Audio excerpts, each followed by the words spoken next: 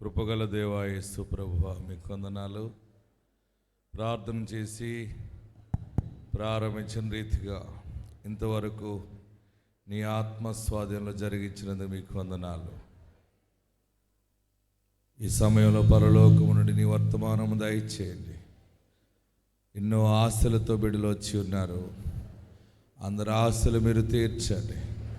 అందరి మీద నీ ఆత్మను కుమ్మరింపచేయండి. గర్భఫలము లేక వచ్చిన బిడ్డలు ఎందరో ఉన్నారు.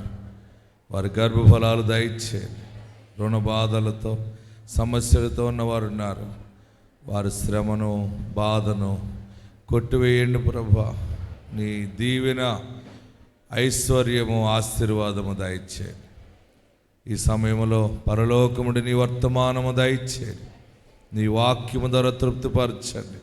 ఈ ప్రాంగణ చుట్టూ నీ దూతలను కావలి ఉంచండి.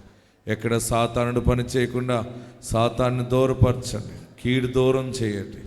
యేసు నామములో అడుగుచున్నాము తండ్రి, ఆమేన్. యేసయ్య మిమ్మల్ని దీవించునుగాక. యేసయ్య మిమ్మల్ని ఆశీర్వదించునుగాక. కృప మీకు తోడై ఉండునుగాక. ఎలా ఉన్నారు? బాగుంటే ఎలా చెప్పాలి?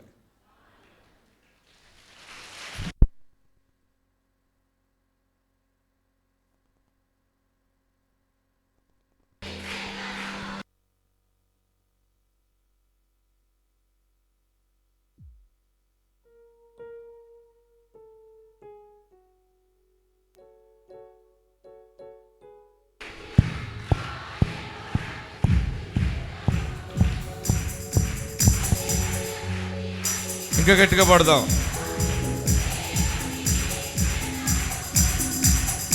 హల్లెలూయా స్తుతి. కిందన్నవారు, పెండాల కిందన్నవారు చేతులు పైకెత్తి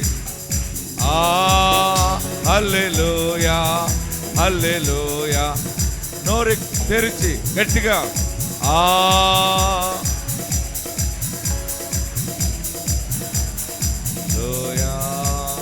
హల్లెలూయా స్తుతి మహిమ ఎల్లప్పుడు.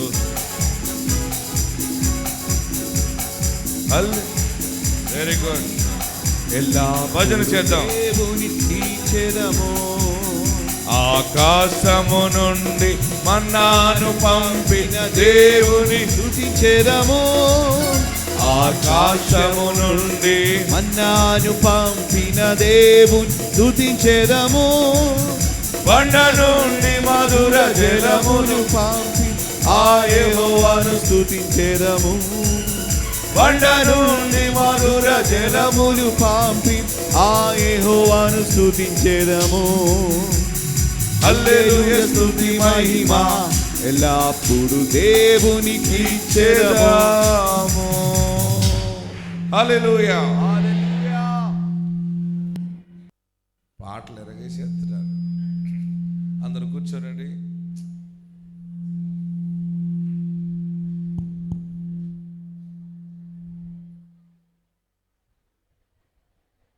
మీకు అందరికీ చాలా పాటలు వచ్చేసి మీ సెల్ ఫోన్ సైలెంట్లో పెట్టుకోండి.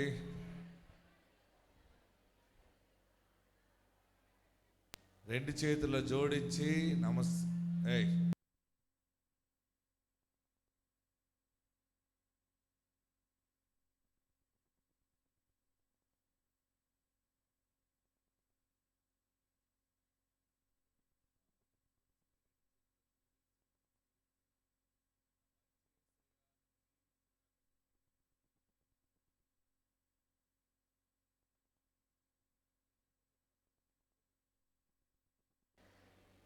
మీరు చెప్పేది తెలిసిపోతుంది ఉట్టుగానే. ముఖంలో ముఖం పెట్టి ఇలా చూచి కుడివైపున్న వారు మీ వైపు తిరిగినప్పుడు మీరు ఎడమ వైపు తిరిగి దాన్ని స్వీకరించాలి. చెప్పేటప్పుడు హృదయం అంతటితో నా మంచి యేసయ్యా నిన్ను దీవించునుగాక అని చెప్పండి.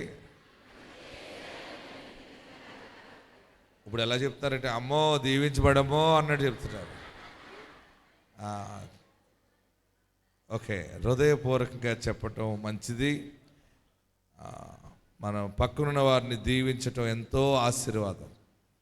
మనకు దీవెన రావాలంటే దీవెన విత్తనం వేయాలి.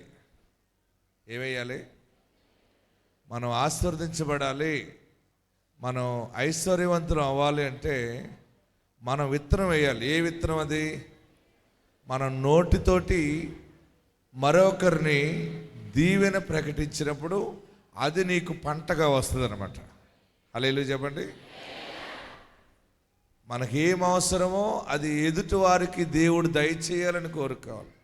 నీకు మంచి ఇల్లు కావాలి, మంచి గృహం కావాలనుకుంటే, ప్రభువా గృహం లేని వారికి మంచి గృహం ఈ బాబు అని ప్రార్థన చేయి, దేవుడు నీకు మంచి ఇల్లు ఇస్తాడు. మీరందరూ కూడా ఎలా ఉన్నారంటే ఇన్నాళ్ళు ఏమైపోయారు, మా జంగారెడ్డి కూడా ఎందుకు వదిలేశారు అన్నట్టున్నారు కదా. అవునన్నవారు చేయి పైకెత్తండి. మీ అందరిలో హృదయంలో ఉంది. చాలామంది అడుగుతూ ఉన్నారు, నేను కొంచెం పరిచర్య ఎక్కువ తిరుగుతూ ఉండటం ద్వారా టైం ఉండట్లేదు, చాలా అలసిపోతూ ఉన్నాను, అయినా మిమ్మల్ని దృష్టిలో పెట్టుకున్నాను, ప్రార్థన చేస్తే దేవుడు నన్ను ఒప్పింపజేశాడు జంగారెడ్డి వెళ్ళాలని, అందుకే నేను మళ్ళా మీ పట్టణానికి వచ్చాను. దేవుడు మిమ్మల్ని బహుగా ఆశీర్వదించునుగాక. నాకు దేవుడు ఎక్కువ బలం ఇచ్చేలా ప్రార్థన చేయండి, తప్పకుండా వస్తాను. అందరికీ ఊరూరు తిరిగి చేతులుంచి ప్రార్థన చేయటం, దీవించటం. మరి మీరు చూస్తున్నారు కదా టీవీలో, ఎన్ని వేల మంది, లక్షలాది మంది ప్రజలు, అందరికీ రాత్రంతా ప్రయాణం, ఉదయం అంతా పరిచర్య. నా భోజనం, నా పడక కూడా కారులోనే జరుగుతూ ఉంది.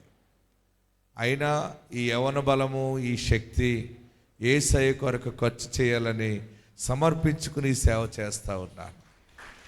ఇది దేవుని మీద ఉన్న ఆ దర్శనంతో కూడిన భారము. ఎందుకంటే నా తండ్రికి దేవుడు వాగ్దానం చేసి ఇచ్చాడు. నా జన్మ వాగ్దానంతో పుట్టినటువంటి జన్మ. అందుకని దేవుని రాజ్యము కొరకు కొన్ని ఆత్మలు సంపాదించడానికి అనేక ప్రార్థనలు, మన ప్రార్థనా శక్తి వాక్యము ద్వారా ఎందరో ఓదార్చబడుతున్నారు, ఆదరించబడుతున్నారు. ఎన్నో కుటుంబాలు వాక్యం ద్వారా కట్టబడుతూ ఉన్నాయి. మరి కొన్ని సాక్ష్యాలు చూద్దాం. మన ప్రార్థనలు దేవుడు ఆలకించి దేవుడు చేసినటువంటి గొప్ప కార్యాలు. హైదరాబాదులో నుంచి వచ్చి ఒక ఫ్యామిలీ మన సాక్ష్యం చెప్పారు. వారి ఇల్లు కోర్టు కేసులో నడుస్తూ ఉంది. అవతల వారు అన్యాయముగా ఆ ఇంటి మీద కేసు పెట్టారు, కోర్టుకు వెళ్ళారు. ఈ కుటుంబస్తులు చాలా బాధపడ్డారు, భార్య భర్తలు. పాస్టర్ గారు, మేము చాలా పోరాడాం, కష్టమైపోతూ ఉంది, ఈ ఇల్లు కోర్టు కేసులో ఉంది, ఏమవుతుంది అని అన్నారు. నేనన్నాను, ఏమవుతుంది? న్యాయాధిపతి అయిన యేసు మన పక్షంగా ఉండగా మనకు అన్యాయం జరుగుతుందా? దేవుడు న్యాయం జరిగిస్తాడు.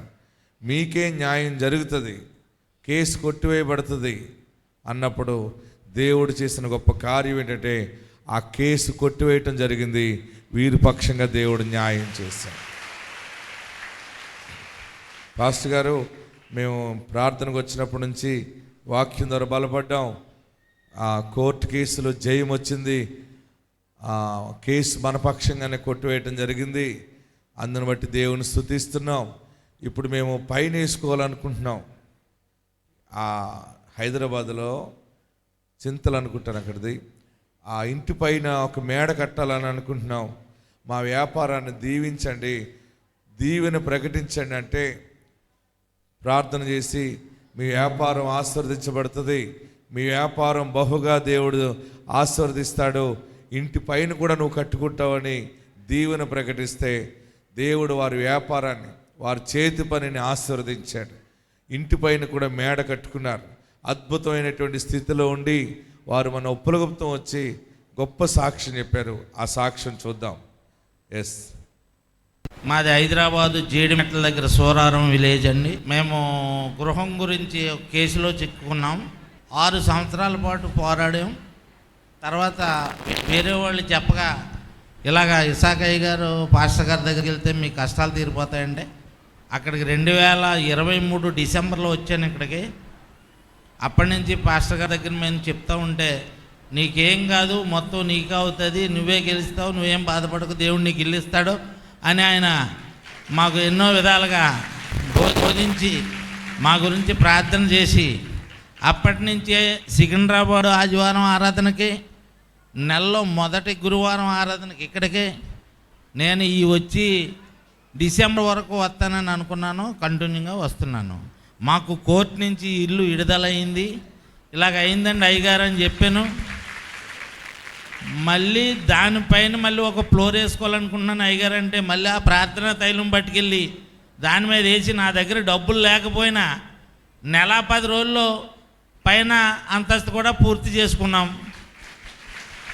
ఆ అంతస్తు కూడా పాస్టర్ గారిని ఆహ్వానించి ఆయన ద్వారానే మేము ఆ గృహప్రవేశం చేసాం. ఆయన దీవెన మీద మేము కట్టబడి మేము ఎన్నో జయాలు పొందుతున్నాము. వ్యాపారంలో కూడా నాకు అభివృద్ధి ఉంది.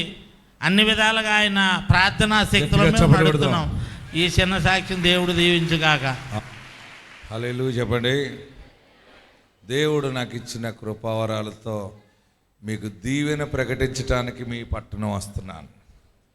మీరు ఆదివారం మీ చర్చిలకు వెళ్ళండి, మీ పాస్టర్లను గౌరవించండి. ఆదివారం మనం ఆరాధన పెట్టం ఎక్కడని. మనం ఏంటంటే అన్ని చర్చిలు అభివృద్ధి అవ్వాలని దర్శనంతో వస్తున్నాం. ఒకవేళ ఎవరైనా కొంతమంది సేవకులు మిమ్మల్ని అభ్యంతరం పెడితే చెప్పండి, ఇసాక్ పాస్టర్ గారి దర్శనం వేరు, మీ సేవ అభివృద్ధి కొరకే కొత్త ఆత్మను రక్షించడానికి ఆయన ఈ పట్టణం వస్తున్నాడు అని చెప్పండి. ఆమేన్. మనం అన్ని సంఘాలు అభివృద్ధి అవుతాయి. ఇలాగ ప్రవచించటం ద్వారా, దీవించటం ద్వారా అనేక మంది అన్యులు యేసుని అంగీకరిస్తారు. వారు అద్భుతాలు చూచి యేసులోకి వచ్చిన తర్వాత వారందరూ దగ్గరగా ఉన్న ప్రార్థన మందిరాలకు వెళ్తారు. కనుక మరి దేవుడు నాకు ఇచ్చిన కృపావరాలు 9 వరాలు దేవుడు నాకు ఇచ్చాడు. ఆ 9 వరాలతోటి నేను ఈ పరిచర్య చేస్తున్నాను. మరొక సాక్ష్యం చూద్దాం. చూడండి, 2 ఆడపిల్లల తర్వాత బాబు కావాలని వచ్చారు. మగబిడ్డ కావాలంటే మాకు ఒక మగబిడ్డ కావాలని చాలా ఆశతో ఉన్నామంటే దేవుడు ఇచ్చినటువంటి కృపను బట్టి ప్రార్థన చేసి మగబిడ్డ కలుగుగా కానీ దీవెన ప్రకటిస్తే దేవుడు మగబిడ్డనిచ్చాడు. ఆ సాక్ష్యం చూద్దాం. దేవునికి వందాలండి. అలాగే ఇసాకయ్య గారు కూడా వందాలండి. నాకు ముందు 2 అమ్మాయిలండి. సెకండ్ అమ్మాయి పుడితే నేను చాలా అప్సెట్ అయ్యానని, బాబు పుట్టలేదని. అయితే 3సారి కూడా ప్రెగ్నెంట్ అయినండి. అయితే ఇంకెందుకులే 2 అమ్మాయిలు ఉన్నారు కదా అని తీసేసుకున్నానండి ట్యాబ్లెట్లు వేసుకుని. అయితే మళ్ళీ 4వసారి కూడా మళ్ళీ ప్రెగ్నెంట్ అయ్యానండి. అయినా సరే హాస్పిటల్ చుట్టూ చాలా తిరిగానండి ట్యాబ్లెట్ల కోసం. కదా ఇప్పుడైతే పని అవుదమ్మా, చాలా వీక్ అయిపోతే ఇప్పుడు వేసుకుంటాను చెప్పారండి.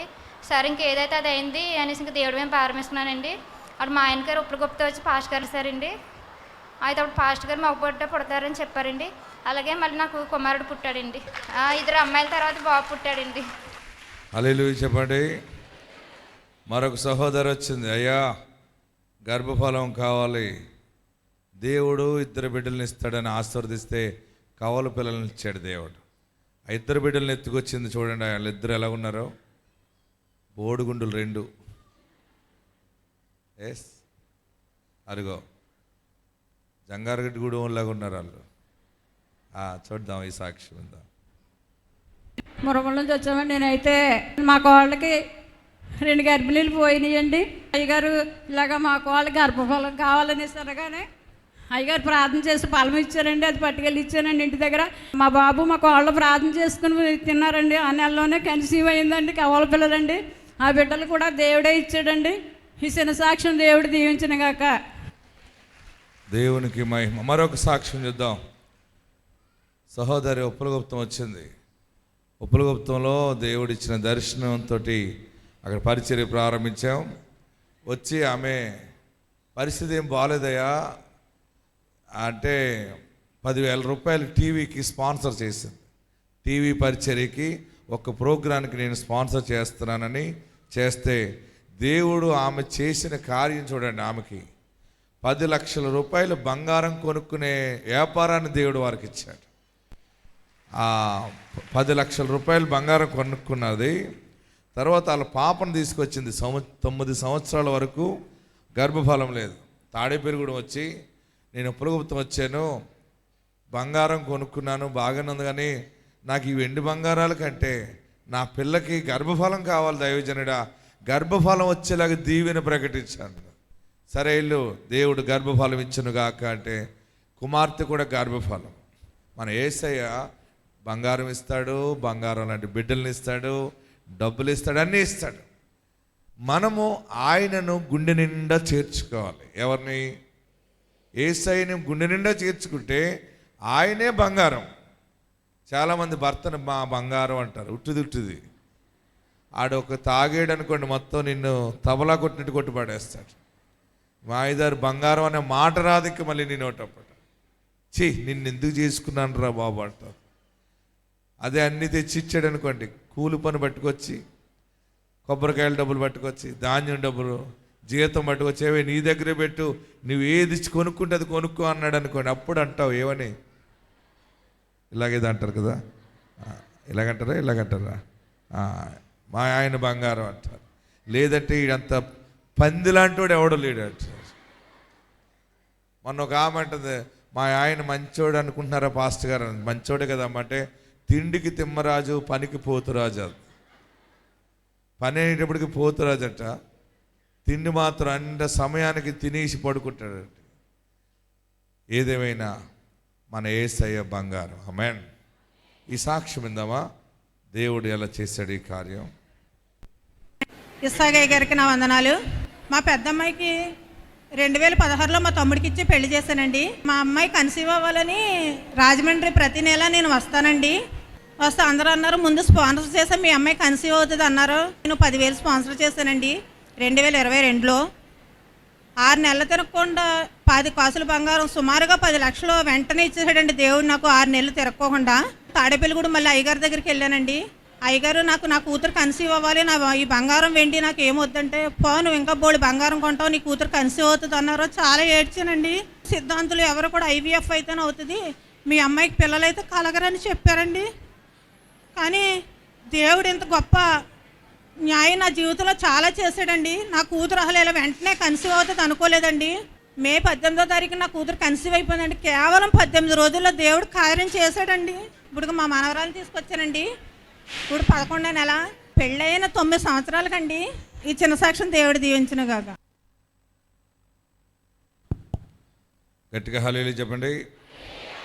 మరి చెప్పినవి జరుగుతున్నాయా? ప్రార్థన చేసిన అన్నిటికీ దేవుడు జవాబిస్తున్నాడా? మరి మీకు ఇవ్వడా అయినా? మీకు రేపు నెల క్రిస్మస్ నెల నుంచి మీకు అందరికీ బహుమానాలు కలుగుగాక. వాక్య భాగంలోకి వెళ్దాం. పరిశుద్ధ గ్రంథాన్ని తెరవండి. పరిశుద్ధ గ్రంథంలో దేవుడు మనకిచ్చిన వర్తమానాన్ని ధ్యానం చేసుకుందాం. యోనా గ్రంథము. యోనా ఎంతమందికి తెలుసు? యోనా తెలుసు అన్నవారు ఎంతమంది? మీకు దగ్గరేటి? యోనా గ్రంథాన్ని తెరవండి. యోనా గ్రంథము 4వ అధ్యాయము 3వ వచనం. బైబిల్ అందరూ తెరవాలి. నేను 3 అంకులు చదువుతున్నప్పుడు చదవండి. స్టడీ 1, 2, 3. అందరు చదవాలన్నాను నేను. అందరూ 1, 2, 3. ఎస్. నేనిక బ్రతుకుట కంటే చచ్చుట మేలు. యెహోవా నన్ను బ్రతకనీయక చంపమని యెహోవాకు మనవి చేసెను. అందుకే యెహోవా నీవు కోపించుట న్యాయమా అని అడిగాను. అప్పుడు యోనా ఆ పట్టణములో నుండి పోయి దాని తూర్పు తట్టున బస చేసి అచ్చట పందిలి ఒకటి వేసుకుని పట్టణమునకు ఏమి సంభవించునో చూచెదనని ఆ నీడను కూర్చుని ఉండగా దేవుడని యెహోవా సొర చెట్టు ఒకటి ఏర్పరిచి అతనికి కలిగిన శ్రమ పోగొట్టుటకై అది పెరిగి యోనా తలకు పైగా నీడనిచ్చినట్లు చేశాను. ఆ సొర చెట్టును చూచి యోనా బహు సంతోషించెను. ఆమేన్.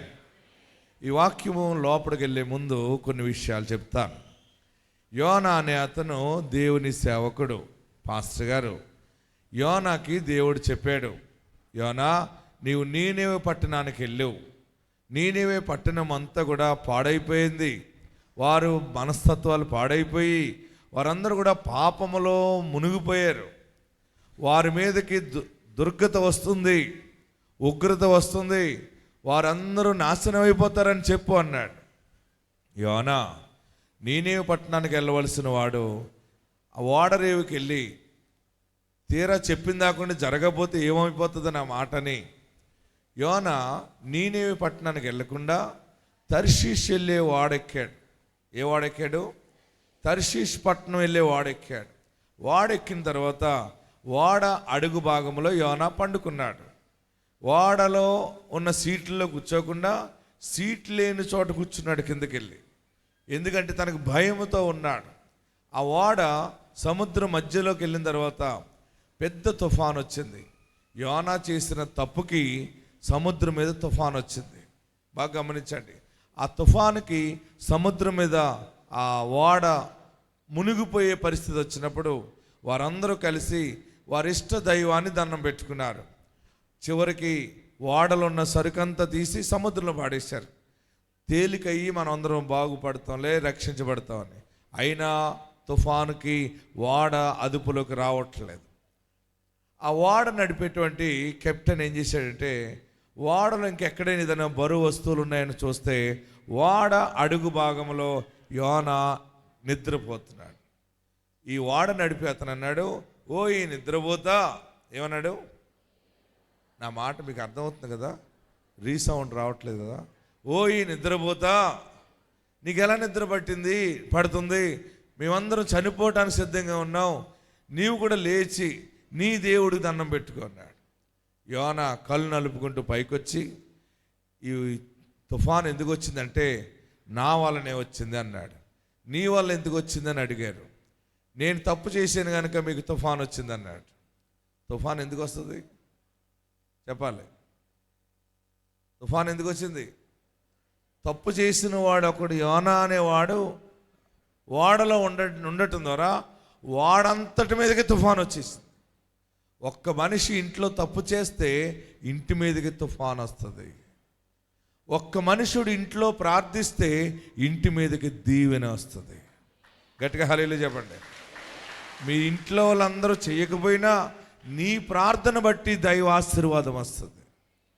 ఇంటిలో ఎవరు చెడిపోయినా ప్రార్థన లేకపోతే తుఫాన్ వస్తుంది. యోనా చేసిన తప్పుకి సముద్రం మీద తుఫాన్ వచ్చింది.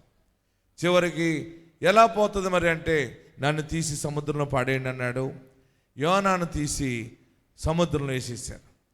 ఆ సముద్రంలో చేపకి దేవుడు చెప్పాడు, పైనుండి పాస్టర్ గారు కింద పడుతున్నాడు, యోనా నువ్వు చేత పట్టుకోమంటే చేప నోరు తెరిచింది. చాలా పెద్ద తిమింగలం అనమాట. ఆ చేప అంటే మామూలు చేప కాదు, సముద్రంలో చాలా పెద్ద చేపలు ఉంటాయి. ఒక ఇల్లుని కూడా మింగే అంత చేప ఉంటుంది, అంత పెద్ద చేపలు ఉంటాయి. నేను మ్యూజియంలో చూశాను. ఆ చేప సైజులు కొన్ని రకాలు చూసినప్పుడు ఆశ్చర్యం వేసింది. యోనాని చేప మింగింది. చేపకు దేవుడు చెప్పాడు, నీవు ఆ మనుషుణ్ణి నీనేవే పట్టణం దగ్గర విడిచిపెట్టాను. ఆ చేప ఈదుకుంటూ యోనాను తీసుకెళ్ళి నీనేవే పట్టణం గడి విడిచిపెట్టింది. ఆ చేప లోపల నుంచి బయటపడ్డాడు. ఎవరు? యోనా. చేప లోపల నుంచి 3 రోజులకు బయటపడ్డాడు. 3 రోజులు మనిషి లోపల ఉంటే ఎలాగుంటాడు చెప్పండి? మీరందరూ చేపలు కట్ చేస్తారు కదా ఇలాగా, అందులో బుడగలు అయ్యి ఉంటాయి, తీస్తారు, జిగురుగా ఉంటుంది. ఆ మనుష్యుడు ఎలాగుంటాడు? ఇక ఆ మనుషుడి నిండా కూడా జిగురు ఆ స్మెల్, బ్యాడ్ స్మెల్ ఉంటుంది, నీ సువాసన. చివరికి ఆ ఉప్పు నీళ్ళు స్నానం చేశాడు, కడుక్కున్నాడు, క్లియర్ అయిపోయింది. అప్పుడు ప్రార్థన చేశాడు, నేను రానన్నా సరే నువ్వు నన్ను రాకొచ్చే ఒకటికి, సరే నువ్వు చెప్పినట్టు చెప్తానని నీనేవే పట్టణం అంతటికి వెళ్ళాడు. మీరందరూ పాపం చేశారు, నాశనం అయిపోతారని చెప్పాడు. యోనా చెప్పిన బోధకి ఆ నీనేవే పట్టణం రాజుతో సహా, అధికారులతో సహా అందరూ కూడా యెహోవా నామమున ఉపవాసం ఉండి ప్రార్థన చేశారు. అప్పుడు దేవుడు వారికి కీడు రాకుండా కాపాడాడు.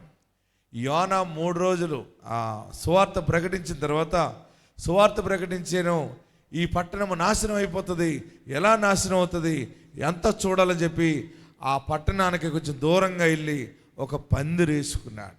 ఈరోజు వర్తమానంలోకి వెళ్తూ ఉన్నాం. అక్కడ ఏం వేసాడు ఆయన? ఏం జరుగుతుందా అని పందిరి ఒకటి వేసుకున్నాడు. పందిరేసి పందిరిలో కూర్చున్నాడు. కూర్చుని పట్టణం వైపు చూస్తున్నాడు. హల్లెలూయా చెప్పండి. ఆయన బాధ అంతా ఎలాగుందంటే 5వ వచనంలో, నేను చెప్పాను వీరందరూ నాశనం అయిపోతారన్నాను, నాశనం అవ్వలేదు. నేను చెప్పింది ఏది జరగలేదు, నేను అనుకున్నది ఏది జరగలేదు. నువ్వు నాకు చెప్పావు అలా జరుగుతుందని చెప్పావు, ఇది జరగలేదు కనుక నేను బ్రతుకుట కంటే, ఏమంటున్నాడు అక్కడ, నేను బ్రతుకుట కంటే చచ్చుట మేలు. నేను బ్రతుకును, నేను అనుకున్నది జరగలేదు. దేవుడు అన్నాడు, యోనా అలా కోపించుట న్యాయమా? మరి న్యాయం కాకపోతే ఏంటి? యోనా ప్లేస్లో మీరుంటే ఏం దెబ్బలాడతారు? దెబ్బలాట ఆడటానికి నెంబర్ 1 ఉంటారు ఇక్కడ మీలో చాలా మంది. మరి ఏం చేయను? నువ్వు చెప్పావు జరుగుతుందంటావు, జరగలేదు. యోనా అన్నాడు, నేను బ్రతుకును, నేను చచ్చిపోతాను. కొన్ని సమయాల్లో మనం అనుకున్న పని జరగకపోతే, అప్పులు తీరకపోతే, రోగం తగ్గకపోతే, పెళ్ళి జరగకపోతే, ఇల్లు పని మధ్యలో ఆగిపోతే ఏమొస్తుంది మన నోటంపడ? చచ్చిపోతాను. మొన్న ఒక ఆమె అలాగే చచ్చిపోతాను అంది. అలా ఆయన వచ్చాడు, మా ఆవిడ చచ్చిపోతానంటుందండి అన్నాడు. ఉట్టిదేరా, అది చావదరా అన్నాను నేను. ఎప్పటి నుంచి అంటుంది అన్నాను. రోజు అలాగే అంటుందండి ఈ మధ్యలో అన్నాడు. మరి నువ్వేమన్నావు నన్ను? అది అలాగంటే భయం వేసేస్తుందండి అన్నాడు. నేను అన్నాను, చచ్చిపోయేది అయితే ఆ రోజే చస్తుందిరా, అది చనిపోని మనిషే చచ్చిపోతానంటది, నిన్ను భయపెడుతుంది అన్నాను. ఇల్లు అలా ఆవిడ చెప్పాడట. అలా ఆవిడ నా దగ్గరికి వచ్చింది. ఏమంటే మీరు ఇలా చెప్పారట కదా? అలాగే చెప్పాను మరి అన్నాను. మరి రోజు ఎందుకు నువ్వు అలాగంటున్నావు అంటే, ఈ మనుషుడు అలాగన్న రోజునే మంచిగా పనిచేస్తున్నాడట, అలాగన్న రోజే టైంకి ఇంటికి వస్తున్నాడు, అలా అనకపోతే బయటకు పోతున్నాడు, ఎప్పుడో వస్తున్నాడు అంతే. మీరు చెప్పండి ఏది న్యాయం అంతే. నేను అడుగుతున్నాను, మీరు చెప్పండి ఏది న్యాయం? చచ్చిపోవటం అని భయపెట్టి కాపురం చేయటం కరెక్టా? అప్పుడు వాళ్ళిద్దరికి పిలిచి దేవుని వాక్యం చెప్పాను, ఇద్దరు సరి అయిపోయారు. మళ్ళీ ఎవరికి చెప్పకండి, మనసులో పెట్టుకోండి. మీరు కూడా చచ్చిపోతాం. కొన్ని సమయాల్లో ఏ కష్టం ఉన్నా చనిపోవాలనిపిస్తుంది. అనుకున్నది జరగకపోతే, ఓడిపోతే, ఓటమి పాలైపోతే. కానీ ఈ దినాన్ని నీకు కలిగిన శ్రమ పోగొట్టడానికి దేవుడు ఒక సొర చెట్టుని ఏర్పరిచాడు. హల్లెలూయా చెప్పండి. చూడండి, ఇతను పందిరి దగ్గర వేసుకున్నాడు, నేను బ్రతకను, చచ్చిపోతాను, ఏదోటి జరుగుతుంది అని పందిరిలో కూర్చుని ఆ పట్టణం వైపు చూస్తున్నప్పుడు దేవుడు రాత్రికి రాత్రే, కోపగించిన రాత్రి ఒక సొర చెట్టు పుట్టింది అక్కడ. సొర చెట్టు అంటే ఏంటి? ఆనప చెట్టు, ఆనపపాదు. సొర చెట్టు పుట్టి సర్రమని లేచి పందిరంతా కూడా సొర చెట్టు ఆకులతో నింపబడింది. ప్రియులరా, వెంటనే అంత కష్టంలో ఉన్నటువంటి యోనా ఆ సొర చెట్టు చూచి తన శ్రమ మర్చిపోయాడటండి. ఏమన్నాడు అక్కడ? 5వ వచనం, 4వ అధ్యాయం 5వ వచనం. యోనా ఆ పట్టణంలో నుండి పోయి దాని తూర్పు తట్టు బస చేసి అచ్చట పందిరి వేసుకున్నాడు. 6వ వచనం చదవండి. దేవుడైన యెహోవా, అందరూ చదవండి. దేవుడైన యెహోవా సొర చెట్టు ఒకటి ఏర్పరిచి అతనికి కలిగిన శ్రమ పోగొట్టుటకై, బాగా గమనించండి, అండర్లైన్ చేసుకోండి. శ్రమ పోగొట్టడానికి సొర చెట్టు ఒకటి ఏర్పరిచాడు. ఈరోజు ప్రసంగం ఏంటంటే, నీ శ్రమ పోగొట్టడానికి దేవుడు ఒక సొర చెట్టు లాంటి ఆశీర్వాదాన్ని కలగజేయుచున్నాడు. ఆయన బాధ ఒకటి, కానీ దేవుడు ఆ బాధని తను అనుకున్నట్టు తీర్చకుండా తను ఊహించలేని రీతిలో మరొక కోణములో బాధ గాయాన్ని దేవుడు కట్టాడు. నువ్వు ఈరోజు నా ఇల్లు అమ్మేసుకున్నాను, నా బిడ్డను కోల్పోయాను, అది పోయింది ఇది పోయిందని అనుకుంటున్నావేమో. అది వస్తే బాగున్నావు, పోయింది ఇది రావాలి అది రావాలనుకుంటున్నావేమో. దానికంటే ఉన్నతమైనది దేవుడు నీ ఇంటి మీద సొర చెట్టు దీవెనలాగా కుమ్మరించబోతా ఉన్నాడు. శ్రమ పోగొట్టడానికి ఈరోజు ఆశీర్వాదం ఏంటంటే నీ శ్రమ పోగొట్టడానికి వెంటనే ఒక సొర చెట్టు లాంటి ఆశీర్వాదాన్ని దేవుడు కలగజేయుచున్నాడు. సొర చెట్టు అంటే మనందరికీ తెలుసు, కానీ ఆ సొరకాయకి ఎవడో విలువ కట్టడు. ఆనపకాయకి ఎవరైనా విలువ పెడతారా? కానీ మనకు అందుబాటులో ఉంటుంది కనుక దానికి విలువ కట్టలేకపోతున్నాం. అసలైన ఆశీర్వాదం భూలోకంలో ఇచ్చేది ఆనపకాయే. ఆనపకాయ యొక్క స్పెషాలిటీ గురించి నేను ఒక పరిశోధన చేస్తే అసలు శాస్త్రవేత్తలు రాసినటువంటి విషయాలు ఎన్నో ఉన్నాయి. సొరకాయ, ఆనపకాయ మన పూర్వీకులు ప్రతి దాంట్లో వేసుకోవటం ఎందుకు అలవాటు చేసి మనకి ఇచ్చారంటే, సొరకాయ ద్వారా ఆనపకాయ తింటేనే అది ఆరోగ్యానికి సూచన, అరుగుదలకి, జీర్ణ వ్యవస్థకి సహకరిస్తుంది ఆనపకాయ. ఆనపకాయ మన శరీరంలో వ్యాధి నిరోధక శక్తిని పెంచుతుంది. ఏం పెంచుతుంది?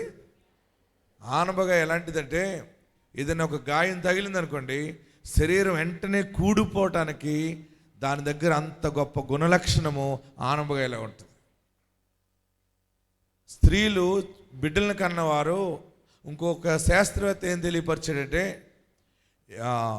బిడ్డను కన్న స్త్రీ చెస్ట్లో పాలు మిల్క్ లేకపోతే ఆ సొరగ చెట్టు యొక్క ఆకు ఏంటి, ఆనప ఆకుని ఆ చెస్ట్ పైన పెట్టి కొంత సమయం ఉంటే దాంట్లో ఉన్నటువంటి ఔషధము చెస్ట్లోకి వెళ్ళి చెస్ట్లో పాలను కలగజేస్తాను రాశాడు. ఎంత ఔషధమైన మొక్క సొర చెట్టు. హల్లెలూయా చెప్పండి. నల్లగా కోతుల్లాగా ఉన్నవాళ్ళు ఆనప జ్యూస్ ముఖానికి రాసుకుంటే తెల్లగా అయిపోతారని రాశాడు ఒకటి. మనం ఎక్కడెక్కడికో డబ్బులు ఖర్చు పెట్టి పేస్ట్లు, మొన్న ఒక వాళ్ళ ఇంటికి వెళ్ళాను, మీరు ఎవరికి చెప్పకండి, రమ్మని వాళ్ళ ఆయన ఫోన్ చేశాడు, వెళ్ళలేదు, మళ్ళీ చేశాడు, వెళ్ళలేదు, రెండో రోజు తర్వాత చేశాడు. ఓ రోజు నేను చెప్పి వస్తున్నానంటే బోల్ రకాలు వండేస్తున్నారు వాళ్ళు. ఆ వండటం ఈ వండటం, పాస్టర్ గారికి ఈ వండి పెడదా అని అధికమైన మర్యాదలు చేస్తున్నారని నేనేం చేశానంటే, నేను కొత్త ప్లాన్ వేశాను, చెప్పకుండా వెళ్దామని. వారు ఆ రోజు ఫోన్ చేసి అంతకుముందు ఇంక ఈ పాస్టర్ గారు రారేమని వదిలేశాను. నేను ఖాళీ అయిన రోజుని సరిగ్గా ఇంటికి వెళ్ళి బెల్ల కొట్టాను. బెల్ల కొడితే గమ్మును తలుపు తీసాడు భర్త. భార్య కుర్చీలో కూర్చుని అద్దం దగ్గర ముఖానికి ఏదో సున్నం రాసేసుకుంది. ఆ దెయ్యంలా కనపడింది. బాబు, నల్లటి జుట్టు, తెల్లటి ముఖం, ఎలాగుంటుంది చెప్పండి. నేనన్నాను, ఎవరది అన్నాను. అయ్యి బాబాయ్ పాస్టర్ గారు అండి మీరా? ఆమె ఏం చేసిన, అయ్యి బాబాయ్ పాస్టర్ గారు అని లోపల పారిపోయింది. నేను అన్నాను, ఈ బూడిదలన్నీ రాసుకుంటే తెల్లగా రావు మనం. హల్లెలూయా. మీరు ఎవరైనా రాసుకుంటున్నారా? ఎవరిదన్నా పెళ్ళి అంటే చాలు 2-3 రోజుల నుంచి రాస్తా కూర్చుంటారు తెల్లబద్దు, తెల్లగా అయిపోవాలని. ఈ శాస్త్రవేత్త ఏం రాశాడంటే, ఆనప గుంజు ముఖమునకు రాసి అది ఆరిపోతే చాలా సౌందర్య పోషణ వస్తుందని రాశాడు. మీకు ఎందుకు సొర చెట్టు గుణ లక్షణాలు చెప్తున్నానంటే, ఒకటి మన శరీరానికి ఆరోగ్యాన్ని ఇస్తుంది. సొర చెట్టు సౌందర్య పోషణకు ఉపయోగపడుతుంది. అంటే ఈరోజు ఆశీర్వాదం ఏంటంటే, దేవుడు నీకు కలిగిన శ్రమను పోగొట్టడానికి నీకు ఒక ఔషధము లాంటి ఆరోగ్యాన్ని ఆయన దయ ద్వారా నీకు అనుగ్రహించుచున్నాడు. నీకు ఒక కొత్త సౌందర్యాన్ని ఇవ్వబోతున్నాడు. నీ శరీరంలో రోగం ఉందని ఏడుస్తున్నావు కదా, నా కిడ్నీ పాడైందని, లివర్ పాడైందని, అన్ని కిడ్నీని లివర్ని అన్ని ఆర్గన్స్ అన్నిటినీ బాగు చేసే శక్తి కలిగిన సొరకాయ గుణలక్షణాన్ని దేవుడు నీ ఇంటి అంతటికి, నీ కుటుంబ సభ్యులంతటికీ నూతన ఆరోగ్యాన్ని కలగజేయుచున్నాడు. దేవుడు నాతో మాట్లాడి నన్ను బాగు చేస్తున్నాడో ఈ వాక్యము నాకే నువ్వు నమ్మితే 2 చేతులు పైకెత్తి గట్టిగా చప్పటి ప్రభుని స్తుతించండి. స్వస్థపడి తిని నా యేసు గాయములాచే, నా యేసు గాయములాచే. హల్లెలూయా హల్లెలూయా హల్లెలూయా ఆనందమే, హల్లెలూయా ఆనందమే. నా వ్యాధి మాన్పెన్ పాపమైన సిలువలో, ఆ పాపమైన సిలువలో. హల్లెలూయా హల్లెలూయా హల్లెలూయా ఆనందమే. పాడదాం. స్వస్థపడి తిని నా యేసు గాయములాచే, నా యేసు గాయములాచే. హల్లెలూయా. ఈ మధ్య వైద్యులు కూడా చెప్తారు సొరకాయ జ్యూస్ తాగమని, పచ్చికాయ జ్యూస్. చాలామంది ఆనపకాయ చెక్కేస్తారు, దాన్ని చెక్కకుండా కడిగి ఆ పచ్చికాయని జ్యూస్ చేసి తాగితే రక్తంలో ఉన్న రోగాలు పోతాయట. ఎందులో ఉన్నాయి? మన రక్తంలో మార్పు వస్తుంది కదా, ఆ మార్పు HIV దారితీస్తుంది, రకరకాల రోగాలుగా. చాలామందికి ఆ పాలిపోయినట్టు అయిపోతుంటారు. నీ రక్తము శుద్ధి అవ్వాలంటే వైద్యుడు శాస్త్రవేత్త తెలియపరిచింది ఏంటంటే ఆనప జ్యూస్ తాగితే ఎంతో ఆరోగ్యం, గుండెను కరెక్ట్గా ఉంచుతుంది అంటది, శరీరంలో నీ యొక్క యూట్రస్ను బాగు చేస్తుంది. అసలు దీనివల్ల ఇది పనికిరాదు అనేది లేకుండా శరీరంలో అన్ని అవయవాల్ని క్లీన్ చేస్తుంది.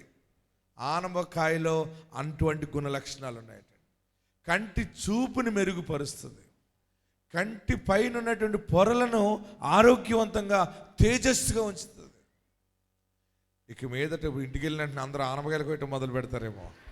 నాకు అర్థమైంది మీ మనసు ఎలాగెళ్ళిపోతుందో. ప్రతి దాంట్లో ఆనపకాయ వేసేయాలని వేయండి, బాగుంటారు అంతే. వాక్యం ఏంటంటే యోన పందిరి కింద ఉంటే ఆ పందిరి మీదకి సొర చెట్టు దేవుడు ఎందుకు ఇచ్చాడంటే ఆయన అంటున్నాడు తన బాధ మర్చిపోయాడు. ఏం మర్చిపోయాడు యోన? అక్కడ ఏమన్నాడు చదవండి, 6వ వచనం. దేవుడనే యెహోవా సొర చెట్టు ఒకటి ఏర్పరిచి అతనికి కలిగిన, ఏమంటే సొర చెట్టుకి ఆయన శ్రమకి సంబంధం లేదు, కానీ అతను పడిన శ్రమ వేరు, దేవుడు కలగజేసింది వేరు. ఈరోజు నీ ఆలోచన, నీ కష్టము, నీ బాధ వేరు. దేవుడు నువ్వు ఊహించలేని గొప్ప మేలు నీ పందిరి మీదకి రాబోతుంది.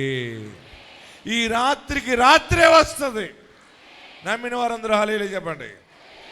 నీ భర్త బాగుపడతాడు, నీ భార్య బాగుపడుతుంది, నీ బిడ్డ బాగుపడతాడు, నీ కుమారుడు బాగుపడతాడు, నీ అల్లుడు బాగుపడతాడు, నీ కోడలు బాగుపడుతుంది, నీ మనవలు బాగుపడతారు, అందరూ ఆరోగ్యముగా ఉంటారు. దేవుడి దినాన్ని తైలాభిషేక రోజు నీకు ఇచ్చే ప్రకటన ఏంటంటే గొప్ప మహాభాగ్యమైన ఆరోగ్యము నీకు అనుగ్రహించుచున్నాడు. నీ శ్రమ పోగొట్టడానికి. అన్నిటికంటే గొప్ప భాగ్యం ఏది చెప్పండి? నిజం చెప్పండి. ఇక్కడ మీకు ఒక 100 కాసులు బంగారం ఒక బీరువాలో పెట్టారనుకోండి. ఓకే, ఎంత? 100 కాసులు బంగారం. ఒక 10 లక్షలు క్యాష్ అవి పెట్టారనుకోండి రెండవ చోట. మూడవది ఒక 100 ఎకరాలు పొలం కాగితాలు, డాక్యుమెంట్స్ పెట్టారు. ఇప్పుడు ఎన్ని అయినాయి? మొదటిది ఏంటి? బంగారం 100 కాసులు. పోలండి 200 కాసులు అనుకోండి. రెండవది ఏంటి? 10 లక్షలు కాదు, పోనీ ఓ 25 లక్షలు అనుకోండి, పోనీ 50 లక్షలు అనుకోండి క్యాష్. ఓకే 50 అన్నాడు, చెప్పండి 50 లక్షలు క్యాష్. మూడోది ఏంటి? 100 ఎకరాలు మీ గూడెంలో రోడ్డు పక్కన, ఈ ఫంక్షన్ హాల్ పక్కన ఎక్కడో భూమి డాక్యుమెంట్స్ పెట్టే. ఎన్ని అయినా ఇప్పటికి? 3. నాలుగవది ఆరోగ్యం అనేది ఒక దాంట్లో పెట్టారనుకోండి. దేవుడు వచ్చి సహోదరి నీకు ఏది కావాలో కోరుకో 1 అన్నాడు అనుకోండి, అబద్ధం ఆడకుండా చెప్పండి. మీరు సత్యం చెప్పాలి, గుండె మీద చెయ్యేసుకుని చెప్పండి. నాకు తెలిసి మీ సంగతి. ఫస్ట్ మీరు అడిగేది ఆరోగ్యం ఉంటే ప్రయోజనం ఏముంది? నేను ఒక్కరోజు బతికినా కానీ ఆ 100 ఎకరాల డాక్యుమెంట్స్ నా మీద వేసుకుని తగిలడిపోవాలి. 100 కాసులు బంగారం మీద వేసుకుని అలా వేసుకుని చచ్చిపోతే చాలనిపిస్తుంది. కానీ ఇంటి నిండా బీరువాలు అంత డబ్బు చూసి చచ్చిపోతే చాలనుకుంటాం, కానీ ఆరోగ్యం మాత్రం అడగం మనం. అన్నిటికంటే శ్రేష్టమైనది ఏది? ఆరోగ్యం. అది ఉంటే అన్నీ వస్తాయి. కానీ మన మాయదారు ఆశ ఎలాంటిదంటే ముందే బంగారం కావాలి. అందుకే ఒక భక్తుడు పాట రాశాడు, నా బంగారం. ఇది కూడా వచ్చేటి మీకు అన్నీ తెలిసి మీకు మొత్తం, అంటే మీరు ఎప్పుడు బంగారం మీదే ఉంటున్నారనమాట. నా బంగారం నీవే. పాట పాడితే ఎలాగంటున్నాడు ఇతనని పాట మానేస్తున్నారా? కోట్ల కోట్లగా ధనము ఉన్నను, కోట్ల కోట్లగా ధనము ఉన్నను, అది నీకు సాటి రాగలదా? నా ధనమంతా నీవే యేసయ్యా, నా ధనమంతా నీవే, నీవే నాకు చాలును యేసు, నీవే నా. బంధువులు ఎందరున్నను, బంధువు వారు నీకు సాటి రాగలరా? నా బంధువుడా నీవే నిజమైన బంధువుడా, నీవే యేసయ్యా, నీవే నాకు చాలును యేసు, నీవే నాకు చాలును యేసు. స్నేహితులు ఎందరున్నను, పడదాం. సాటి రాగలరా? స్నేహితులు ఎందరున్నను, వారు నీకు సాటి రాగలరా? నా స్నేహితుడా నీవే యేసయ్యా, నా స్నేహితుడా నీవే యేసయ్యా, నీవే నాకు చాలును యేసు, నీవే నాకు చాలును యేసు. వంటి నిండా బంగారమున్నను, వంటి నిండా బంగారమున్నను, అది నీకు సాటి రాగలదా? వంటి నెక్లెస్, డైమండ్ నెక్లెస్, చెవులి, ముగ్గు, మూతిది, మూతి ఉంటుందా? నా బంగారం నీవే యేసయ్యా, నా బంగారం నీవే యేసయ్యా, నీవే నాకు చాలును యేసు, నీవే నాకు చాలును యేసు. హల్లెలూయా. మన బంగారం ఎవరు? ఎక్కడుండాలి అయినా? చెప్పాలి అందరూ, నిజంగా చెప్పండి. ఆ మంచి యేసయ్యని గుండె నిండా పెట్టుకుంటే నీకు బోళ్ళంత ఆరోగ్యం వచ్చేస్తుంది. లోపల ఆయన ఉన్నాడంటే పైన నీ బంగారం నీ దగ్గరే ఉంటుంది. తాకట్టులో ఉన్నది కూడా వచ్చేస్తుంది దగ్గరికి. లోపల యేసు లేకుండా యేసు ప్లేస్లో బంగారపు ఆలోచన ఉంటుంది కనుక రాదు. అందుకే మన ఒంటిలో యేసయ్య నామం ఉండాలి. ఆమేన్. అంతగా యేసయ్యని ప్రేమించాలి. మీరందరూ ఆశీర్వదించబడతారు. ఈరోజు శుభవార్త వాక్యం ఏంటంటే, మీ శ్రమ పోగొట్టడానికి దేవుడు సొర చెట్టు లాంటి ఆశీర్వాదం, మీ శోధన పోగొట్టడానికి, నీ మనసుని బాగు చేయటానికి ఔషధ గుణాలు ఉన్నటువంటి ఆరోగ్యాన్ని దేవుడు అనుగ్రహిస్తున్నాడు. నీవు ఎవరి కొరకు ప్రార్థిస్తున్నావో వారు బాగుపడతారు. సొర చెట్టు. అందుకే పూర్వం మన పూర్వీకులు ఇంటిపైకి ఎక్కించేవారు. ఎందుకు? సొర చెట్టుని ఎక్కడ ఎక్కిస్తారు? ఇప్పుడు ఎవరు ఎక్కించట్లేదు. గుమ్మడిపాదు, ఆనపాదులు ఎక్కడ ఎక్కుతాయి? ఇంటిపైకి ఎక్కితే ఇల్లంతా కూడా ఆ సొర చెట్టు ఆకులతో ఉండేది. అందుకనే వారు అంత ఆరోగ్యంగా ఉండేవారు పూర్వీకులు. ఇప్పుడు ఎవరు మీద ఎక్కించుకోవట్లేదు చెట్టు. ఇప్పుడు అంతా స్లాబులు పడేసి, ఈ స్లాబుల్లో సిమెంట్ ఉంటుంది, ఐరన్ ఉంటుంది, అట్ల వల్ల చాలా ఆయుష్ కూడా తగ్గిపోతుందని రాశాడు ఒక శాస్త్రవేత్త. పూర్వం మన వాళ్ళు మట్టి గోడల నుండి ఇటుక బెడ్డలతో కట్టి తాటాకుతో కట్టుకుంటే దానిపైన సొర చెట్టు ఎక్కిస్తూ ఉండేవారు. ఇంటి పైన కాస్తూ ఉండే ఆనపకాయలు ఎంతో ఆరోగ్యం. ఈరోజు దేవుడు ఈ వాక్యం ద్వారా ఇస్తున్న మాట ఏంటంటే, నీ జాయింట్లో అరిగిపోయిన గ్రీజ్, నీ ఎముకలలో మాంస కండరాల్లో దాగున్న రోగాన్ని శాశ్వతంగా దేవుడు పోగొట్టుతున్నాడు. మంచి ఆరోగ్యం దేవుడు ఇవ్వబోతున్నాడు. గొప్ప ఆరోగ్య ఆశీర్వాదాన్ని ప్రకటించుచున్నాడు.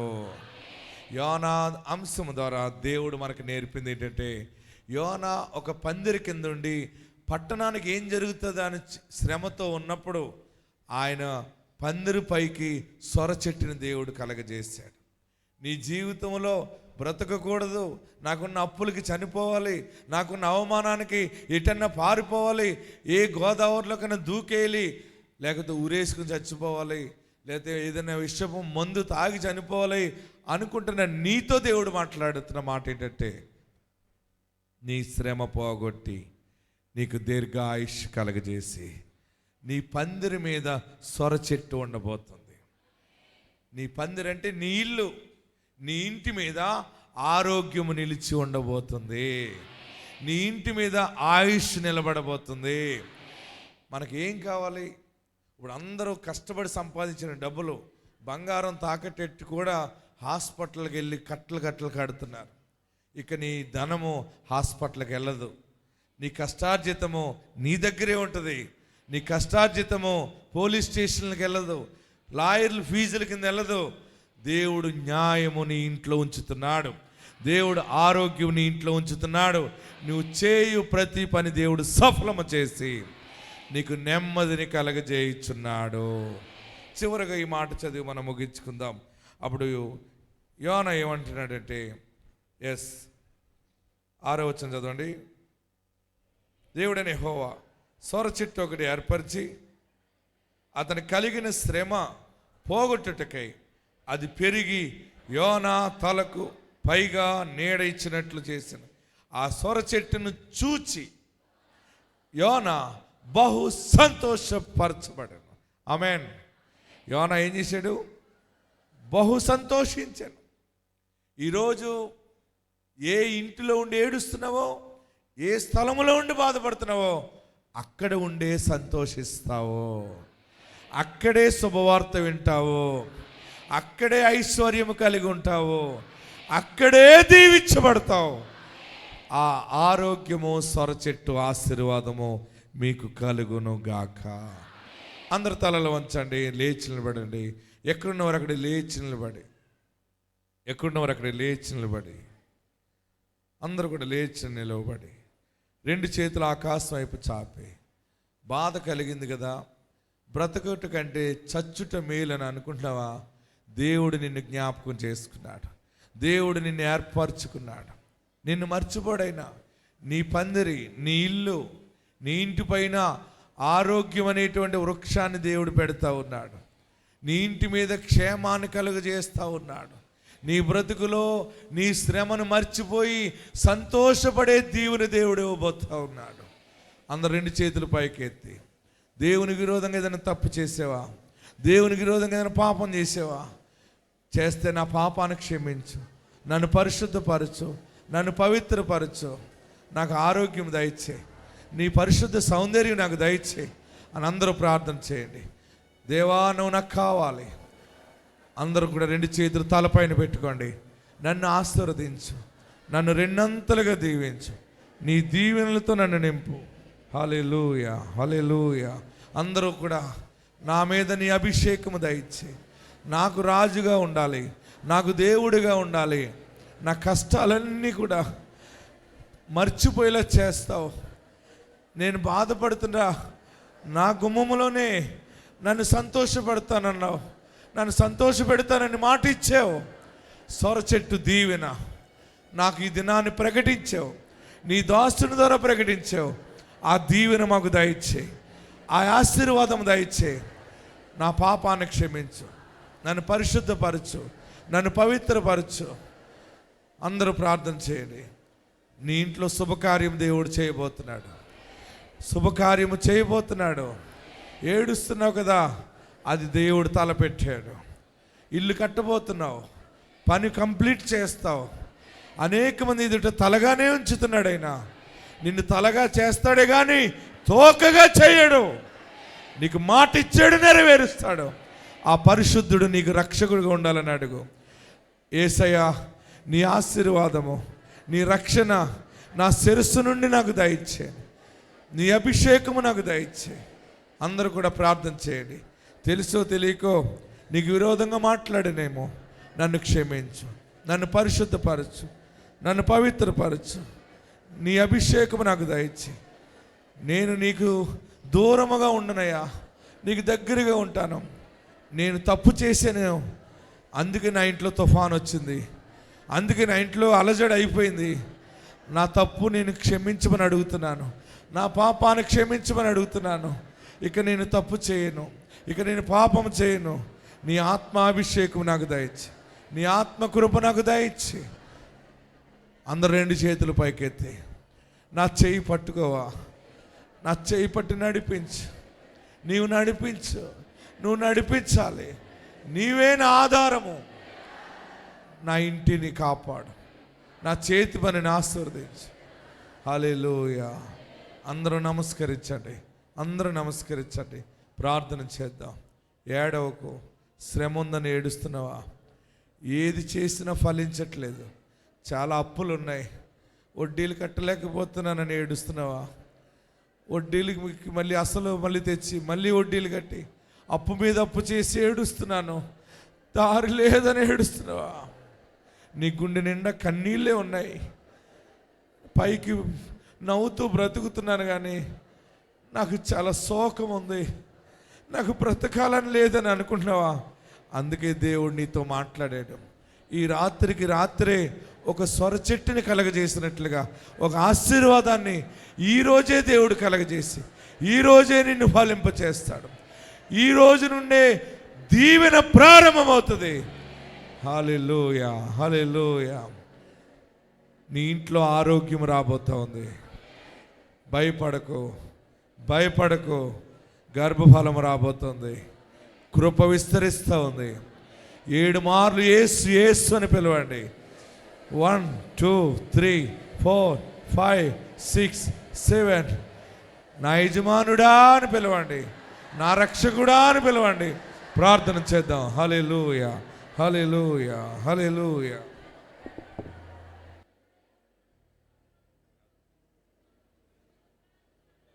స్తోత్రం, స్తోత్రం, స్తోత్రం, స్తోత్రం, స్తుతి, స్తుతి, స్తుతి. హల్లెలూయా, హల్లెలూయా, హల్లెలూయా. మహాగణుడా, మహోన్నతుడా, సర్వాధికారి, సర్వశక్తిమంతుడా, నా మంచి యేసయ్యా నీకు వందనాలు చెల్లించుకుంటున్నాం. ఇదిగోనైనా దేవా జంగారెడ్డిగూడెం పట్టణాన్ని మరలా నువ్వు జ్ఞాపకం చేసుకుని ఇదిగో నీ ప్రవక్తను దేవా ఈ ప్రాంతానికి నడిపించి నువ్వు కోరుకున్న ప్రజలను ఇక్కడ సమకూర్చి నీ సన్నిధిని ఇక్కడ ఉంచి ఇదిగో పరలోకము తెరిచి దేవాని వాగ్దాన పుత్రుల నుంచి నువ్వు మాట్లాడిన విధానం బట్టి నీకు వందనాలు.